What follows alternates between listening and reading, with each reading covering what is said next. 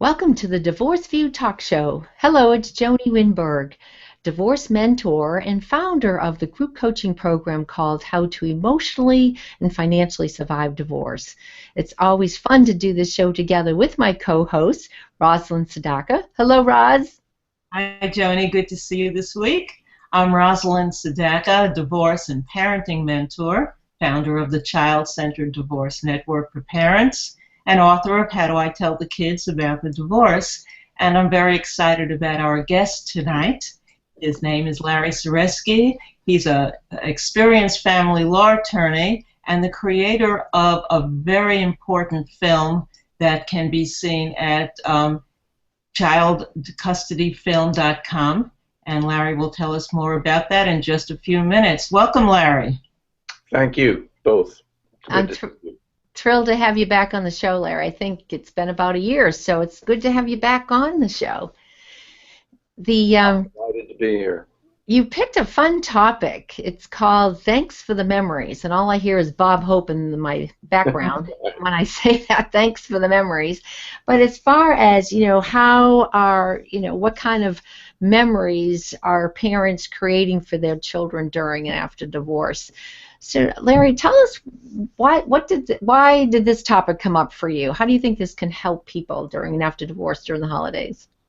Well, I was reading a post by a social worker in Ontario named Gary Durinfeld, and the sense of the post was that if some of your adult friends seem to be gloomy during the holidays, give them a break. It may go back to some bad times or even trauma that they had when they were kids during the holidays, especially the kids who experienced divorce during the holidays. And these are adults now that went through divorce when they were children. Is that what you're saying? Yes. Okay, I didn't even think about that. Wow. Well, go ahead.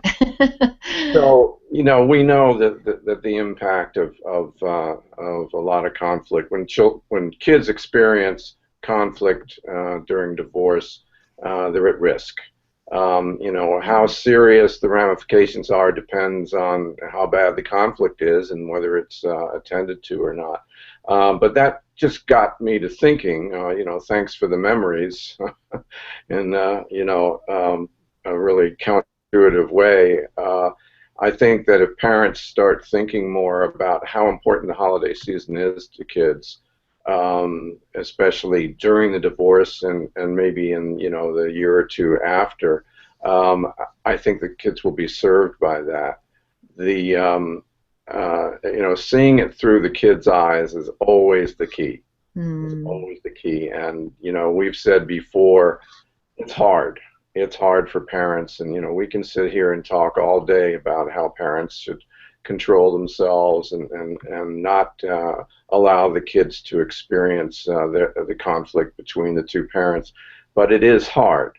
So I thought it would be worthwhile to talk about some ways that we can help parents with that very difficult task. It is. I think it's such an important thought to begin with, because we all talk about the legacy that parents leave behind the divorce. The divorce is not something that ends when you have a divorce decree, if you're a parent. And so there's a legacy, and that legacy, unfortunately, can last a lifetime, at least for many decades, and certainly for years after the actual divorce. And so thinking about it from the beginning really serves parents well, because you have options and choices that you could make now that can keep from doing the damage and scars that you're referring to in Gary's blog post as well. So thanks for bringing this up.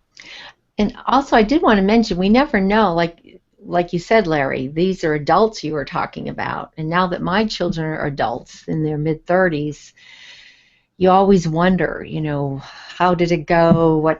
How did it affect them? And probably not till like 3 years ago, I started to receive Christmas cards from them that said, "Mom, thanks for always making it feel like home to come to." And it was like, whew, I guess I did okay, you know. So it's like you don't really know, and then just to see it in black and white and a nice Christmas card just really made my heart sing and make me feel like, okay, we did all right, and it was a tough time and tears at those early years, but right now it's like it was worth whatever hardships that I went through personally, whether it was a lonely feeling or crying on my own. But it paid off if you can now see them as grown adults and feeling that happy to come home to a home that they feel is a place to come for Christmas. So, so Larry, why don't you give us some thoughts how we can help people really have this same feeling that I'm feeling so many years later? Well, congratulations, first of all. Good job. I think it starts with planning. You know, and now's the time. If parents are watching this who are going through divorce or maybe in their first post-divorce year and they haven't really dealt with, you know, how to handle the holidays, how to divide up time with the kids, now's the time. And that communication has to be handled like any communication between co-parents. There has to be some thought that goes into it. If you're in a difficult divorce where communication's been hard, you know, think about how, you know, what the best way is to approach your co-parent. You know what buttons to push and what buttons not to push. I was thinking about, you know, various ways. You know, you can call, you can sit down over a cup of coffee, or you can email. And you know, each one of them has you know, pluses and minuses. For example, and we don't even think about this stuff. For example, emails. Sometimes people tend to emphasize something that's particularly important to them in an email by capitalizing. Well, Yes. that capitalization comes off as to the other parent as anger, oftentimes, and it's not meant that way at all.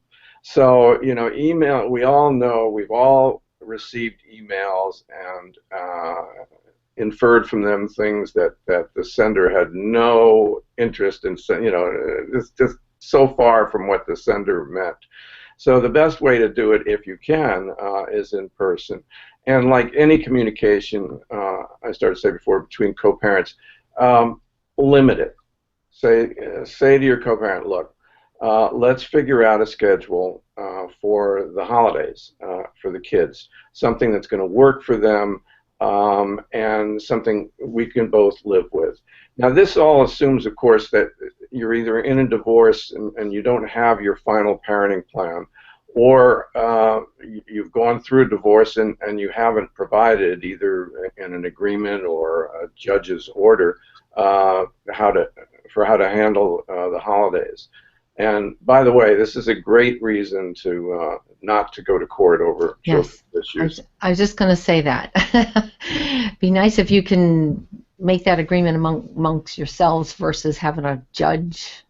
Yeah, it's always better for you know, lots of reasons, like the incredible cost of it and the custody evaluation process that puts kids through the ringer. But more germane to our discussion is that when you make your own agreement, you're going to be able to have details in it that no judge is going to put in his or her order. You know, the judge may say, okay, Christmas Eve with Dad and Christmas Day with Mom, and leave it at that.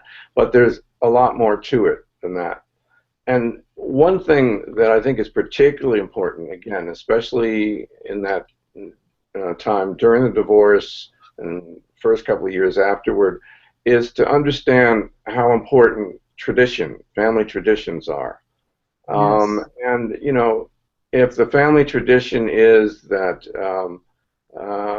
you know, Christmas dinner was at Mom's parents' house, and you're the dad, and that doesn't work for you, think about it. It may work for the kids, and you know, at least in that first, you know, those first couple of years, that's really what the focus has to be. Even if it's not your favorite thing, even if, you know, it cuts into your time and all that, you know, there are battles to fight, and then there are battles to stay away from. And generally speaking, on our DVD on the case, it says, "In custody battles, children lose."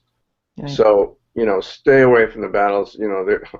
There's enough to fight over in divorce without fighting over all the children's issues. So if you possibly can, think about it again from the kids' perspective in a time when their world is crumbling in a way, especially for the younger kids. Some consistency, some adherence to tradition could be very important for them and very settling for them. And so, you may have to give up something, but I think that's important. And I think, too, when that loneliness comes up, where the tradition is maybe the kids are going to the dad's parents' house and you're alone, or vice versa.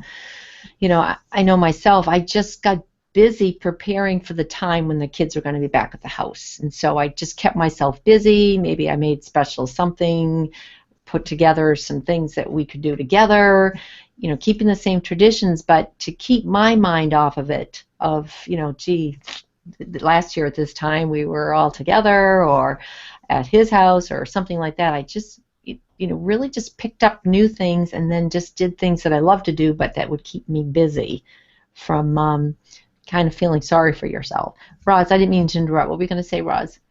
I just wanted to say that we need to be very hypersensitive to not putting pressure on the kids to feel guilty for enjoying themselves. When they're making a call to you and if they're afraid to say, "Oh, we're having a great time at Grandma's house and Dad just did something silly," and open their hearts and just be themselves, but if they have to monitor their conversation because they're afraid of hurting Mom, that's really unfair for the adults to do to the kids. Let your kids have their childhood. Let them enjoy. Be happy for them. And if you have grievances and need to vent to friends, vent to a coach or a therapist, but not to your kids. Let them really enjoy the moment in both houses. It's so important not to belabor them with adult issues and force them to grow up before their time. And that'll give them a joyous holiday that they deserve. And once again, thinking about it, my kids are now saying how great they feel coming home. Can you imagine if they didn't say anything, but you tended to pull it out of them, or it came up in a conversation of, "Oh yeah, I remember parents fighting, Mom and Dad couldn't." I mean, can you imagine hearing that now? So I know it's tough in those first couple of years, but years later, when they're growing up and have their own families, you really want them to be able to share the good times, and so it pays off. But great point, Roz. It's a really good point. Yeah, that is a good point. I used to tell, and still do, my clients that one way to look at this is pretend you're 15 years down the road and you're looking back on this Christmas. And what is it that you want to remember, and more importantly, what is it that you want your kids to remember? Listen, there's nothing harder than this season getting through it in a way that serves the interests of the children. But it's critical that you put some of these little battles aside and just make it happen for them. And we can talk about specifics about how to handle dividing up the time if you want to go there. Any words of wisdom I think parents might be looking for, Larry? Well, okay. Well, we'll see how wise it is. First thing is that it's not an all or nothing deal. You can provide an agreement that we're talking a lot about Christmas. I mean, obviously, some of our viewers don't observe Christmas, but I can tell you from my own practice that's where the big battles were around Christmas. And we have two things. We have a school vacation to divvy up, and then we have the holidays themselves. And when I say it's not an all or nothing deal, this is what I mean.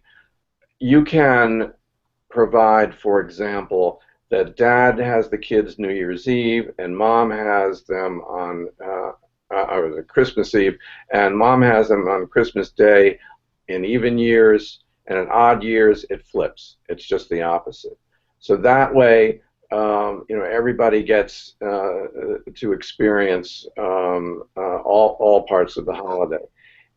It may be that one of the parent or both of the parents, feel strongly that one of them wants Christmas Eve, one of them wants Christmas Day. Well, great, right? Then do it that way, but do it with some specificity. Have a time.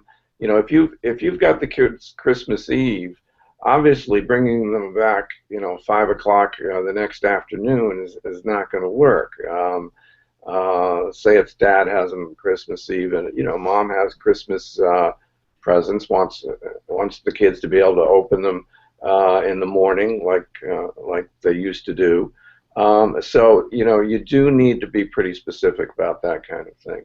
Mm-hmm. You can have limitations on travel, so that we make sure everybody's around for the holiday. Usually, obviously, the Christmas vacation starts right before Christmas, so it shouldn't be a problem. But for families who ski or travel or go to relatives, that's something else that you've got to work out. Whether you're going to be able to, if it's your part of the vacation with the kids, if you're going to be able to take them just anywhere or not, those are the kinds of details that you need. The other thing, Larry, I was just going to say too, just thinking about this when you said, things change. The other thing is then your kids marry, and now they're with in-laws who also have traditions. And so we have to really be aware of that, where for years my kids always went to their dads. I had them during the day for Christmas Day. Then my daughter's in-laws always did a big Christmas Eve celebration. So all of a sudden, those plans were thrown out the window. They were with in-laws, or she was with in-laws Christmas Eve, Dad in the morning. Luckily, we're all local. And then me in the afternoon, so we had to start shifting and cutting the pie even more. So the other thing, I think the big thing for parents to realize that this can be the plan now that they're toddlers or school-age kids, but then when they get married, you just can't dig your heels in and say, I'm not changing, because now there's more people in the big picture. Flexibility is really the key to all of the co-parenting issues. And remembering that the more flexible you are, the more flexible your ex is likely to be in return. This is a lifelong process. This isn't a year or 3 years. This is the rest of your life. You're going to be co-parenting your kids well into adulthood. Yep. And so always change. Create agendas that are workable and flexible and can evolve as your family evolves and grows. Yes. Yeah, you're quite properly looking beyond the age of majority. The agreements, as lawyers, the agreements we draw and prepare just relate to minors, usually under 18 until they go off to high school. But it's not a bad idea to look ahead. But the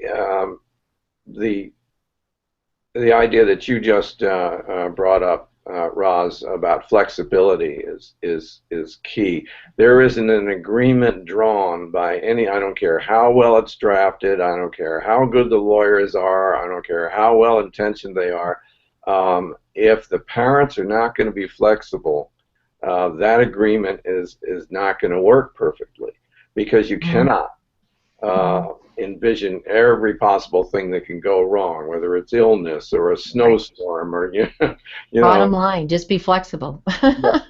Murphy's law has to be kind of implicit in this. Whatever can go wrong will. And I have and I can read some language that I use in my agreement about flexibility, because I put it right in the agreement. So here's an example of the kind of language you can use. It's a little lawyer-like, but I'm a lawyer. So. The parties acknowledge that circumstances, including but not limited to the children's ages, the children's school and activity schedules, and the parties' work schedules will change from time to time, requiring the parties to alter the manner in which they implement the parenting plan. In addition, the parties acknowledge that unforeseen events may upon occasion make it difficult or impossible for them to fulfill their obligations or exercise their rights. Accordingly, the parties agree to exert their best efforts to be flexible in implementing their parenting plan and to serve the best interests of the children by fostering a spirit of cooperation and avoiding the conflict that is both upsetting and potentially harmful to the children. Excellent. So there you go. And I hope you put flexibility in the big capital letters, Larry. Actually, it's in red on what I'm reading. And you may say, well, what's a judge going to do with this? And it's not so much about running to court and enforcing this kind of language because, first of all, you don't want to be running to court. That's the last place you want to be. But it is an acknowledgement. It is a statement by the parents that they acknowledge, they agree that their conflict is not only upsetting but potentially harmful to their children. And they make a commitment here to avoid that. By being, among other things, by being flexible. And that's a powerful statement, and it's one that, one co-parent can gently remind the other co-parent, listen, we did share some values, and we got married. We had some things in common, and including some shared values about parenting, and we put it in our agreement. So that if one or the other of us, was being insensitive or for whatever reason was kind of forgetting where we came from, this is a reminder. And, a gentle reminder like that can be helpful. That's great. Along those lines, Larry, I wanted our viewers to learn a little bit about the film you've put together, especially those who are in the process of dealing with divorce and haven't completed it all.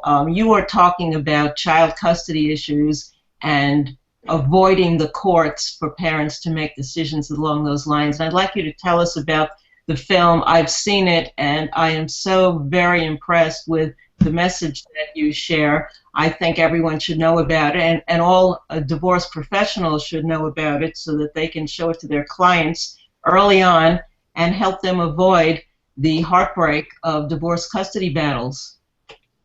Well, we made the film. I happen to have a background in filmmaking, so this film was made to keep children's issues out of the courtroom. As you know, our court system is based on what's called the adversary system. The adversary system actually encourages conflict. The idea of it, and it comes from medieval times, the idea of it is if you send two gladiators into battle, the lawyers, out of that fray the truth will emerge. So isn't that a great model for resolving family conflict? Of course, it's the worst possible model. And this, the film is called Talk to Strangers. And it shows, it's 25 minutes long. It's a dramatic film. It's the story of a brother and sister going through the custody evaluation process that's typical of the process in American courts. And we see from their perspective what it means, the disruption in their lives, the humiliations, the compromising positions that they're put in, and it's the Library Journal called it a cautionary tale, and that's what it is. It's if you have a co-parent who seems to be on the road toward fighting out custody or access to children in court, this is a great film to show them. We were recently endorsed by the American Academy of Matrimonial Lawyers who's also helping us to distribute this film, because they feel so strongly that the avoidable custody battles, that is, where the parents think, well, we haven't been able to work it out, so we'll let the judge do it. That is such a mistake. It comes not from meanness but really just parents having the wrong idea, just not understanding what it means for children to go through this process. So during those 25 minutes, parents watching the film will get a really good idea of how awful it is. And you know, we've urged lawyers, and we've had lawyers buy this film in bulk to give out to their clients. It's just put in service in the Massachusetts family court system, and there are a couple others that I think it'll be in soon. So it's a very effective tool. My predecessor as chair of the family law section of the Connecticut Bar Association had this idea, an attorney named Debbie Grover in Danbury, Connecticut. And as I said, because I had a filmmaking background, it was a nice marriage. And we think the film is as powerful a tool as there is out there to dissuade parents from that misimpression that, well, the system is built to protect children. It won't be the worst thing for the kids to go through this. It might be a very bad thing for the children to have to go through that. And mediation is a good, solid alternative to doing this, would you say? I'm sorry, I didn't hear that. Mediation is a good, solid alternative to going through the custody battle. Absolutely. There's a guide, a parent's guide that comes with the DVD, and it can be streamed too, by the way. You can download the guide.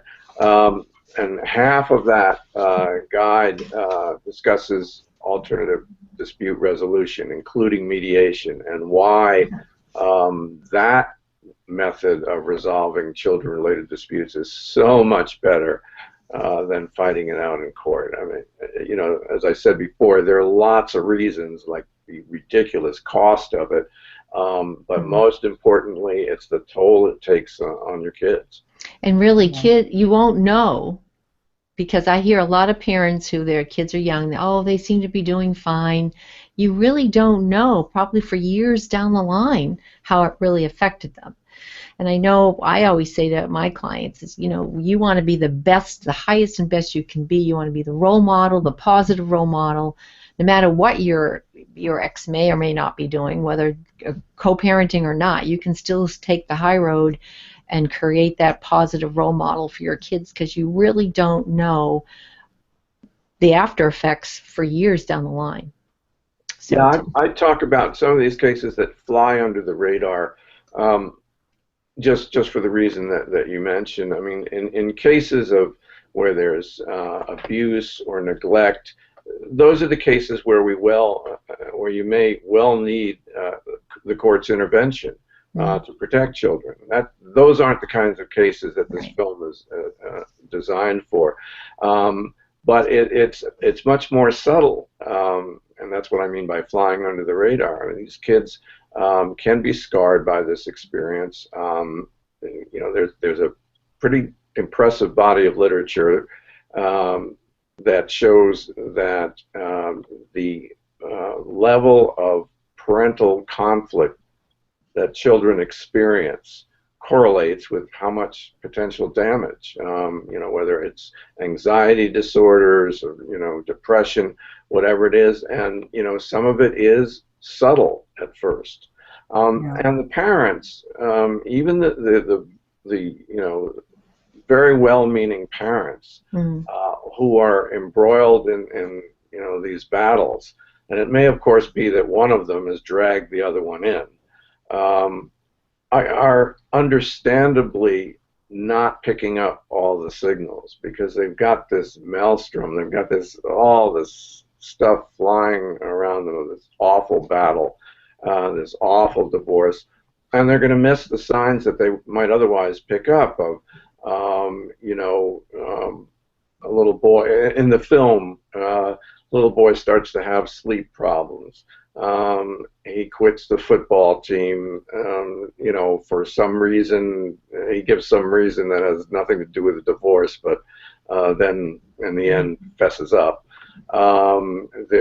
His sister is experiencing problems as well. The relationship between the two siblings falls apart during this whole process.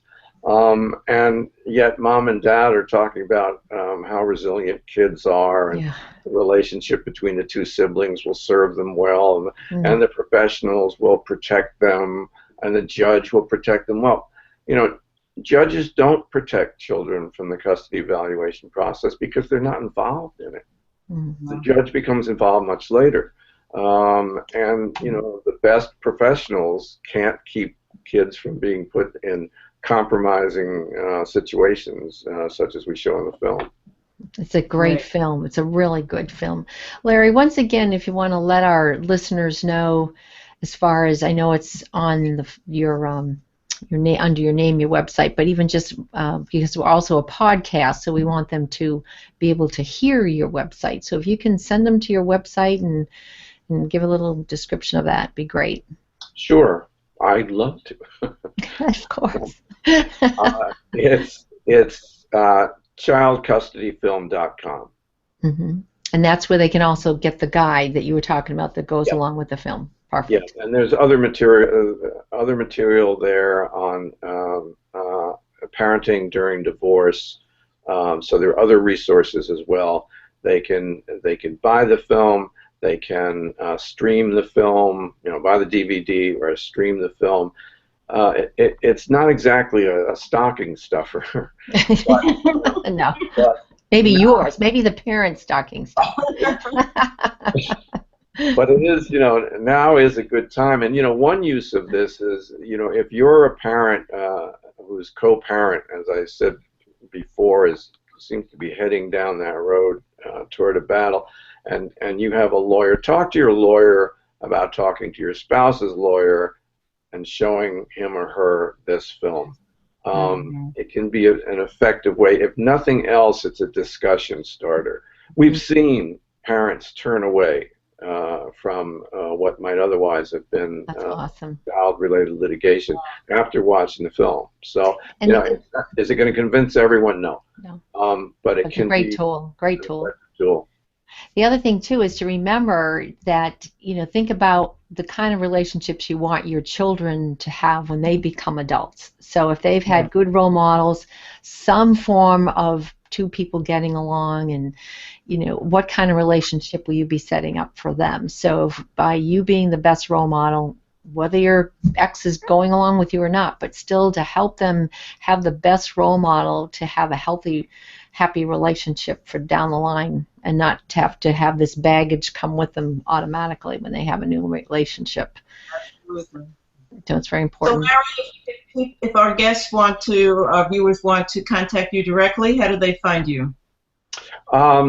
You can email me from the website, or it's info@childcustodyfilm.com is the email address. But there is a contact us page, so you can just email me, and I'd be happy to, you know, I've been practicing family law for about 35 years, and, you know, I'm not able to advise people about their own cases. I'm only licensed in Connecticut, but I can point them in the right direction.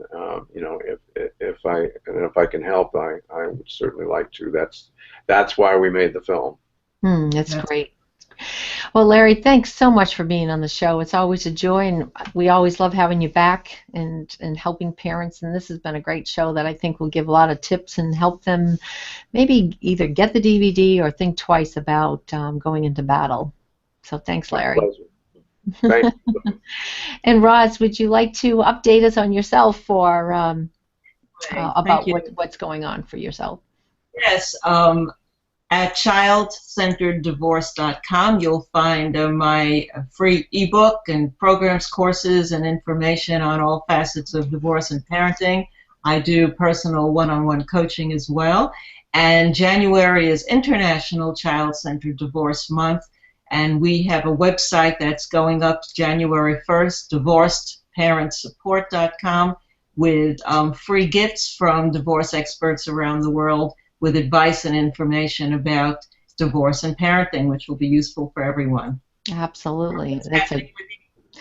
We're just excited. This is unfortunately, beginning of the year is a time for divorce or people going through the process. So I'm always about the emotional and also the financial and the kind of the big picture of everything that you go through. So I'm excited for people can go to freshstartafterdivorce.com, and it's actually a live group. So what you're seeing here with Roz and Larry, myself, is actually how we'll do our group coaching together. So you can ask me any questions, and we'll go through some great tools and techniques to move you forward emotionally and financially. So once again, thanks so much, Roz. Always a pleasure to do this show together. Thank you, Joanie. And then, Larry, thanks again for being on the show. And to our listeners. To everyone. Yes, and thanks, listeners. And tune in next time, and we'll have another great information. So tune in, and best wishes for all the happy holidays. Thanks. Bye-bye.